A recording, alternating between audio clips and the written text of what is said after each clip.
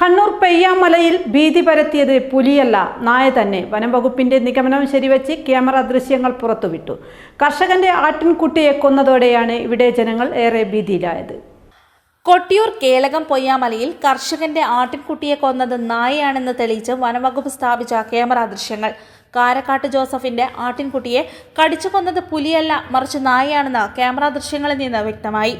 കഴിഞ്ഞ ദിവസമാണ് ജോസഫിന്റെ ആട്ടിൻകുട്ടിയെ വന്യജീവി പിടികൂടിയത്. ആടിനെ പിടിച്ചത് പുലിയാണെന്നും അടിയന്തര നടപടി വേണമെന്നും ആവശ്യപ്പെട്ട് ജനപ്രതിനിധികളും നാട്ടുകാരും വനം വകുപ്പ് ഉദ്യോഗസ്ഥരെ തടഞ്ഞുവെച്ച് പ്രതിഷേധിച്ചിരുന്നു. കടിച്ച രീതിയും കാൽപ്പാടുകളും പരിശോധിച്ച വനം വകുപ്പ് ഉദ്യോഗസ്ഥർ ഇത് പുലിയല്ലെന്നും നായയോ ചെന്നായയോ ആകാമെന്നും നിഗമനം നടത്തിയിരുന്നു. എന്നാൽ ഇത് അംഗീകരിക്കാൻ തയ്യാറാകാതിരുന്ന ഒരു വിഭാഗം വനം വകുപ്പിനെതിരെ പ്രതിഷേധം ശക്തമാക്കി. തുടർന്നാണ് സത്യാവസ്ഥ തെളിയിക്കാൻ വനം വകുപ്പ് ക്യാമറ സ്ഥാപിച്ചത്.